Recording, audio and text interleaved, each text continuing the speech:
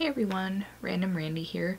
This is Yarn Talk episode 15. I'm not sure if you'll be able to hear it or not, but I am hyper congested right now and just took some Alka-Seltzer, so here's hoping I can get through the episode without hacking up a lung or sneezing all over the place. So I finally, after a week of resisting with every ounce of my being, managed to catch the cold that the boys and my husband are suffering from and are finally nearly over, it seems like, aside from Killian having ridiculously nuclear amounts of runny nose going on, which is always fun when he breathes and sneezes and I run because there's this giant green slime down his face. Super fun. Mom life, everybody. Mom life. So I have one finished object, four things that I'm working on still, two of which I've made zero progress on since last week, and a few things that I'm planning to work on now that I actually found a charity-ish that I can do some projects for. So gonna jump right into the one thing that I finally have finished, and that is buried over here because my head is full of snot, so my brain isn't fully functioning. I finished over the weekend a shawl for my grandmother, which I've been wanting. I wasn't sure if I wanted to do a shawl or a blanket for her, so I decided to go with a shawl. It's big enough, honestly, that it could function as a lap blanket. This is the, I want to say it's called the Splendid Spring Shawl from Jada and Stitches. She has a written pattern and she has the video on her channel, so I will link to the video and you can get to the written pattern from there if you're interested. And I don't know if I'll be able to get this all in the shot. Maybe if I zoom out. Hang on just a second. Oh, apparently it's already zoomed out as far as it'll go.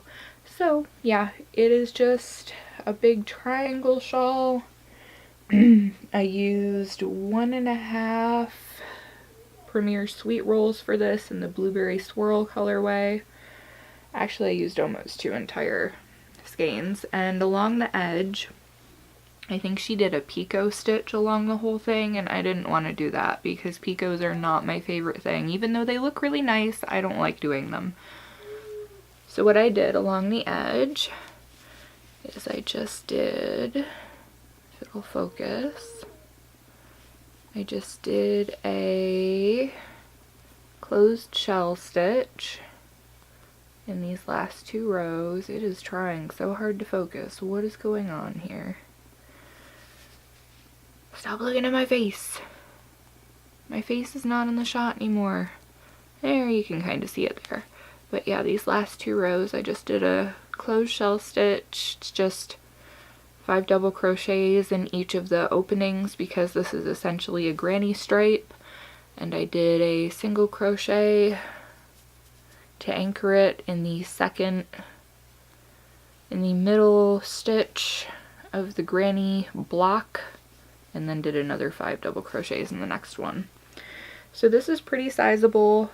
I just need to now make a fabric label with my grandmother's name embroidered on it because she is in a care facility, and if you don't know, it does happen on occasion that items, especially nice things like this, do occasionally go missing from care facilities. And it's kind of longish. It goes down about to my waist. And yes, I'm wearing ghost leggings to top off my Slender Man t-shirt because I'm just in a ghost kind of mood today, I guess. But I like that it's long enough on the ends here that it just kind of rests under your arms. I considered getting her a shawl pin for it, but I'm not sure what kind of policies they have for stuff like that in a care facility, so I thought it would be better just to not do it. And it's, like I said, it's big enough that it could double as a lap blanket. Blue is one of my grandmother's favorite colors, so this will be nice for her. And another thing that I am going to be working on for her once I finish a few of my other projects is a twiddle muff. If you don't know what a twiddle muff is, there are actually a few people who have been working on them and talking about them lately. Karen Hales and Lucy Coates, who are both ladies in the UK, have been talking about them and making them. They are something that is good for dementia and Alzheimer patients, and honestly I think it would probably help out people who have autism. Just something to play with to keep them busy and help them focus. But essentially you just, from the look of it, from glancing at the patterns that I've seen, you just make sort of a gauntlet that's about from here to here. You can use varying stitches. The more differences and variations and changes in it, obviously the more it's going to keep their interest, but you can weave ribbon in it, you can sew buttons on it, cute little things like that to help keep them busy, keep them occupied and happy, hopefully. So that's the only thing I have finished for this week. I am finally almost done with this circle vest for my friend's little girl for her birthday. Her party's next weekend, I want to say. So I'm really kind of crunching trying to get it done. I am on the second to last row now, I believe. But yeah, here's about how it will look from the back so far. And she is turning 5, I believe. Turning 5. Yeah, because she's in pre-K, so she's got to be turning 5. But this pattern is actually from a chart, and I have the link to that in my last video if you want to check it out. And I have a love-hate relationship, I have discovered, with circle jacket patterns. I love them because they take off really quickly. You start off and it's just bang, bang, bang. Whenever you've got those rows of open stitches, it just goes so fast. But then you get towards the end, like with these ones, and the row is so long all the way around that it takes forever. Right now it's taking me about half an hour to do a round. Yeah, because last night my husband and I were watching Iron Fist and crocheting, and I got about 4.5 rows done, and we watched 3 episodes, I think. Yeah, we watched the first 3 episodes of Iron Fist on Netflix last night. So there's that. Hopefully I'll have that done today, because I only have 1.5-ish, like 1 3/4 rows left to finish. But this is done in DK weight. I'm using a 4mm hook, and this is Lion Brand ice cream yarn, big scoop, and this colorway is Tutti Frutti. It's got a few shades of pink. It has a yellow and a blue and a white, and in between the colors there's actually a little bit of a color bleed in the change. So in between the yellow and the blue there's a tiny little spot of green, and I really like that about it. Because this little girl, I'm hoping that she'll like it because she's not super girly, she's kind of a tomboy. I actually got this yarn as well because I wasn't sure which one would be better for her, and after some thought and paying attention to what she was wearing, this is a bit too princessy and girly. I think this will be a little bit more her speed. So hopefully she likes it, and she's about the same size as Hunter, so I used him as the model to make sure that the spacing on the sleeve holes was going to be good. So hopefully she'll like it. We'll see. There's that. I have my patriotic blanket that I showed last time, that I actually took all of the squares I had so far and just joined them together into the 2 center rows using a flat braid slip stitch join. Just goes across the middle. As you can see, these parts are still flopping free because what I'm going to do is do all of the horizontal joins as I go, And then once I've got all the horizontal joins done, then I'm going to go back through and do all of the vertical joins, just all in one big row instead of trying to mess around doing it at separate times. Because seriously, who wants to do that? Nobody wants to do that. So I am still putting them together as I go. I'm just making them into this giant red, white, and blue sushi roll looking thing. So this is how I'm storing this as I'm working on it. Like I said, I haven't touched that since I put it together last week. There's that. I still have my color block top that I have not touched since I mentioned it last week. And I also started doing a granny rectangle Afghan, which instead of doing squares, you actually started off with a long row. See, there goes my voice. Now you can tell that I'm not feeling at my best. But you can, if you can kind of see it with the light, there we go. There's a little bit better view of it.